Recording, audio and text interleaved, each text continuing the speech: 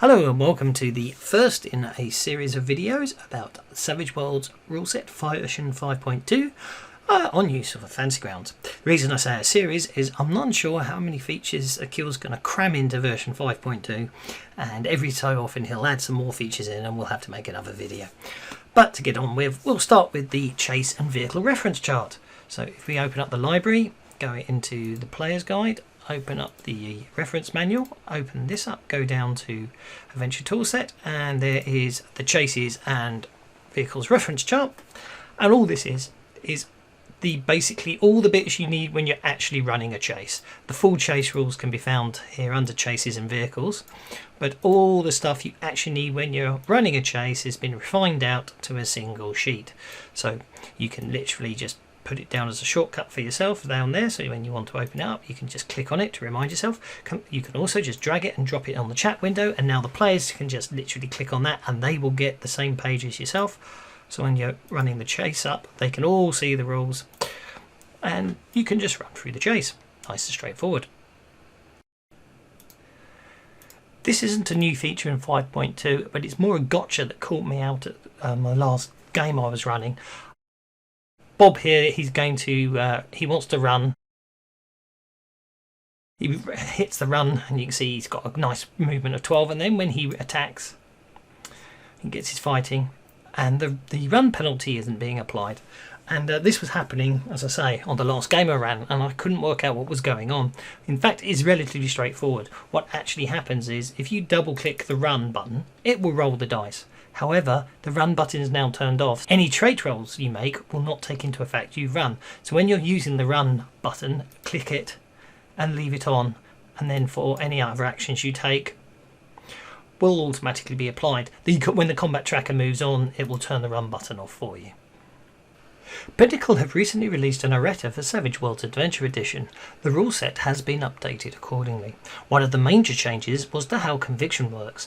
Rather than just adding a single d6 to a trait roll, the player can now extend conviction by spending bennies. This functionality is now built into Fantasy Grounds. So if we look at the character sheet, here is the standard character sheet. So if we need to turn the conviction on, and it is a setting rule, so we need to go into options, we need to scroll down, so you get to setting rules and turn on conviction. As you can see, it's added an additional box to the character sheet. Now the GM needs the player connected to be able to award conviction. So Bob Handley has connected here. So we write, as a GM, we right mouse button on the portrait and award a conviction. You can see in the chat window it says Bob has been awarded conviction and shows a conviction there. Now without the combat tracker running, if a player spends conviction, they drop it in there and a d6 is rolled. If they drop a Benny on there, it says a Benny is being used to extend conviction, but as you see, nothing much else happens. The GM would actually have to manually re-award the conviction. If we add the player to the combat tracker, like so, the player can then spend their conviction. It adds a conviction effect to the tracker, and then they can make an athletics roll, for example. As you can see there, that's fine. Now obviously they should have declared multiple actions, but say they wanted to run across somewhere, vault over something and then attack. You can see here they can do multiple things with the multi-action penalties, and then when the round moves on to the new round, it will tell you that the conviction that Bob is about to expire, and the player can literally just pick up a Benny, drop it on conviction, and you can see it says there Bob is using a Benny to extend conviction, and you can see the conviction effects back on. They can make they're going to basically make 2 attacks this round. They're going to make two fighting rolls. There we go. Oh, critical failure on the first one. That's not a good start. Conviction's not going to save them there. But the second one, you can see their multi-action penalties apply and the conviction. One feature I think players sometimes forget is the fact that powers can be modified as they're cast. So we go into the powers and down to power modifiers. You can see there's all these different things you can do to powers based on logic. I mean, an armor piercing beast friend doesn't make much sense, but anyway, you can see armor piercing, fatigue, glow and shroud, heavy weapon, hinder, hurry, all these extra modifiers that you can apply before you cast a power. These have now been added in. For example, if we go to beast friend and we can scroll down, you can see that with beast friend, which has a range of smarts, you can now add +1 or +2 to double the range or triple it. Now, as again, these are not at drag and drop modifiers. They're just there to remind you that when you're casting the Beast Friend spell, you can do these. Bolt obviously has a fair few more because being a combat spell, there's a few more options you may well want to apply to it. So you can add armor piercing, you can have it cause fatigue, you can have the target glowing afterwards or shrouded. You can have it counters heavy weapons. It actually hinders them. Lingering damage or increase the range. As I say, each power they've been applied to as they've been deemed appropriate, as you can see here. So it's just range again. If any you think are missing or should have been added in for a distinct power, just pop over to the Fantasy Grounds forums and mention it on there, and we'll get it added in for the next update.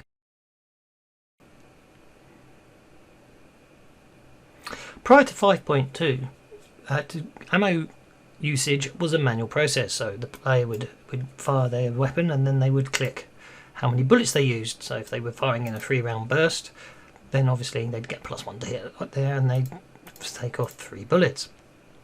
Now this is automated, so if we open up into options and we go down to combat automation GM and we turn on automatic ammo consumption and we fire again, and you can see now the ammo counter will go down.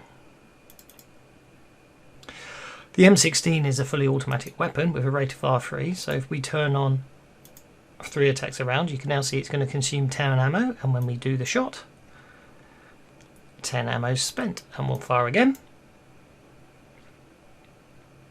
And that's another 3 hits, 1 with a raise, and we're down to 3 bullets. So when I try and attack again now, it tells me I don't have enough ammo left, so I'd have to reload the gun. However, obviously I can go back to single shot and get 3 more shots in.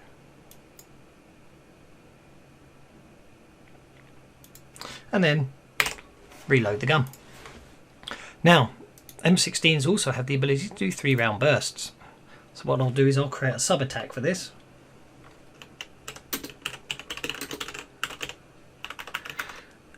And then I just need to put an effect in. If I put in that is the effect for a 3-round burst, and you can see it will consume 3 ammo.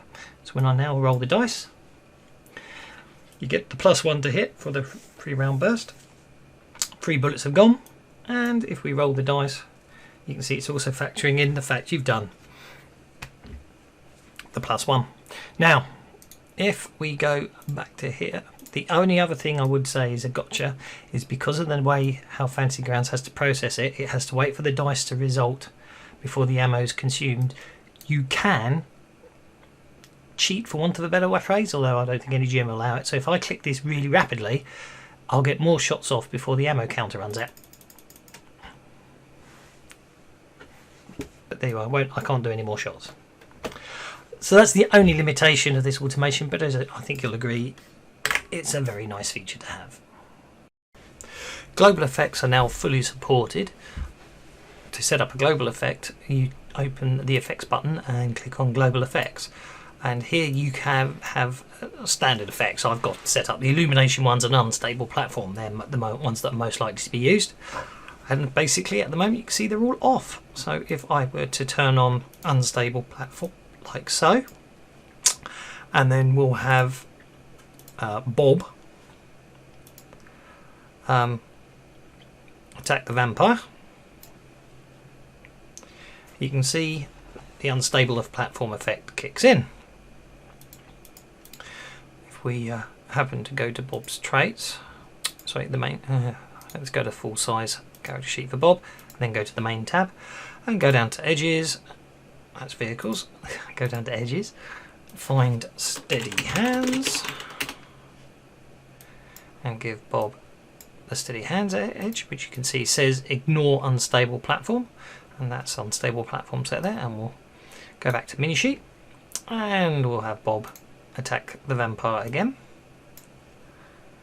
You can now see unstable platform is ignored, and it's simple as that. So you can have an effect, and if you use the ignore option, it disables the effect. You can also use the halve option. So maybe, let's say for argument's sake, it's an unstable platform and it's also dark. So now when Bob attacks the vampire, you can see that although unstable platform is ignored, because of the dark illumination, it was a -3, so he missed. So what we can say is, and we can just do this as a temporary effect, maybe he's got an effect that's been put on him, and we'll say, we'll give him a pair of night vision goggles. And we should put on there, halve illumination, like so, with the right symbol. The hash shows that it's a keyword. And now if Bob attacks again, the vampire, you can see that basically the illumination's now been halved, down to 2. So if we turn off that one and turn dim on, and do the same again, Bob's out of bullets.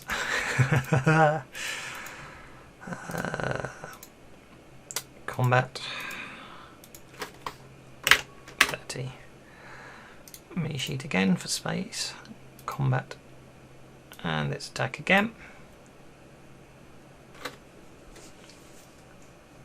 There we go. So all nicely done. So we'll turn those off. And if he shoots again, no problems at all.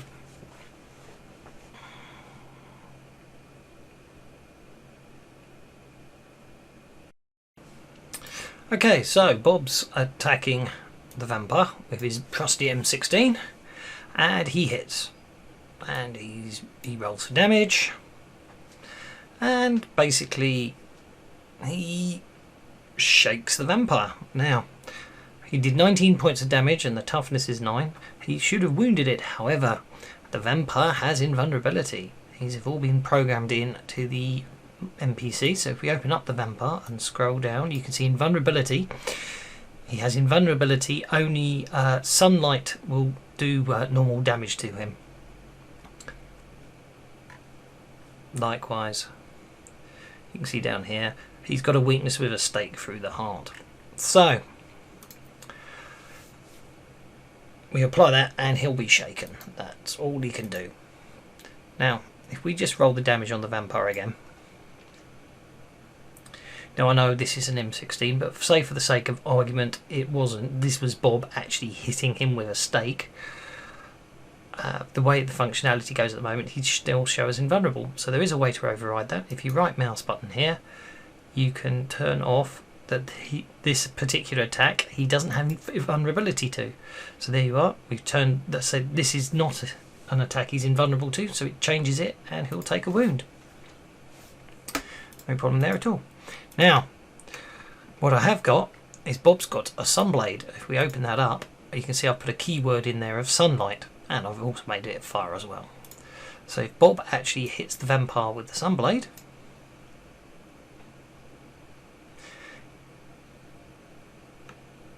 there we go, move the damage up so it's more than just shaken him.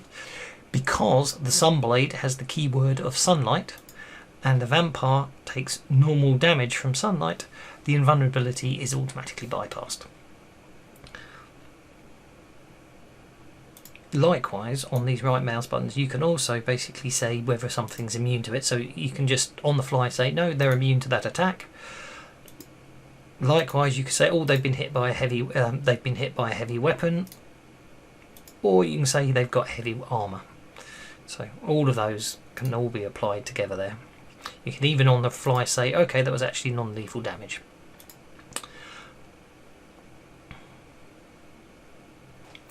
And this concludes part 1 of the 5.2 features in the SavageWorlds rule set for Fantasy Grounds. I hope you found this very useful. Thank you very much.